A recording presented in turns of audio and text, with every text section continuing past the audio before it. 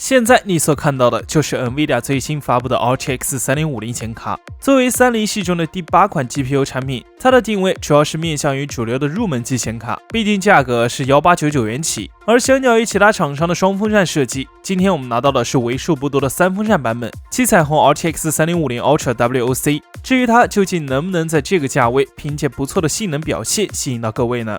下面就赶紧跟着超级课进入本期的首发测评吧。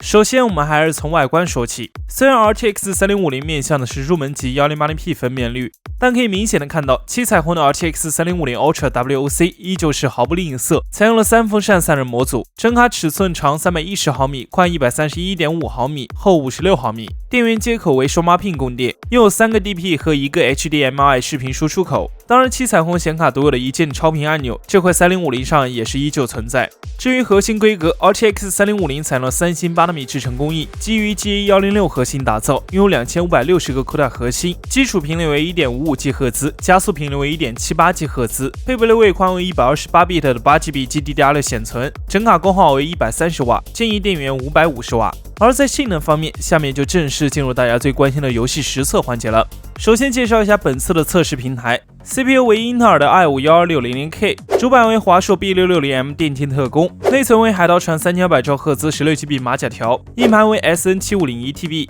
首先是基准性能测试，在 3DMark 的 TimeSpy 测试中 ，RTX 3050的最终得分为6244分，这个分值基本是领先了 GTX 1660S 和 GTX 1660 Ti 2.5%到 3.5%， 同时也领先了 RX 6500XT 约 25%， 表现确实不错。然后是实际的游戏测试，测试分辨率均在 1080p 下进行。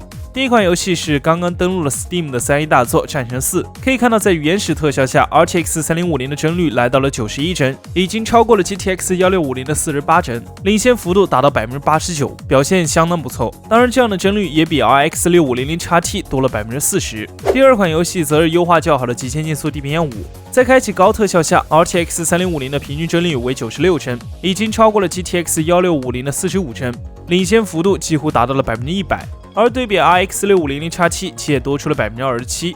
同时比较意外的是，在开启光追后 ，RTX 3050的帧数也为96帧。看来这地平线5的优化的确值得表扬。然后是在《荒野大镖客：救赎2》中，开启14档超高特效 ，RTX 3050的表现十分亮眼，已经来到了57帧，几乎达到了 1080p 畅玩的水平。但这个几乎与 RX 6500XT 持平。然而比较意外的是，在开启 DLSS 选项后 ，RTX 3050的帧数便直接来到了66帧。看来这 128bit 的8GB 显存规格确实还算可以。测试完了传统3A 游戏，我们再来看看 RTX 3050在光追游戏中的表现。首先登场的便是我们的海飞丝古墓丽影：暗影。在不开启光追的高特效下 ，RTX 3050能够跑到96帧，对比 RX 6500XT 强了约 47%。而在开启光追选项后 ，RTX 3050的帧率也有83帧。虽然降了13帧，但也是畅玩的水平。另一款光追游戏便是看门狗军团，在不开启光追的高特效下 ，RTX 3050能够跑到77帧，对比 GTX 1650强了 30%。然而在开启光追选项后 ，RTX 3050的帧率便直接降到了56帧。看来在这款游戏的光追性能上 ，RTX 3050还是略显吃力。接着是在控制中，当不打开光线追踪时，可以看到，即便是处在最高特效下 ，RTX 3050也能以超过60帧的状态运行游戏，相比 RX 6500XT 提升了 21%。然而在开启光追和 DLSS 之后，帧率直接来到了80帧以上。果然 N 卡系的游戏优势确实要更大一些。最后我们也测试了几款在线竞技类游戏，比如《永劫无间》、CSGO 和《绝地求生》等。可以看到 RTX 3050的平均帧率均达到了120帧以上，对比 GTX 1650和 RX 6500XT 领先幅度最高达到了 80%。而在《绝地求生》的3级特效中 ，RTX 3050的帧率已经来到了电竞级的150帧，表现相当出色。好了，以上就是关于 RTX 3050的全部性能测试了。而目前这张显卡的发售价是1899元起，如果是原价的话，性价比确实有如当年 GTX 1060的味道。至于现在它是否会溢价呢？这得用市场去考量了。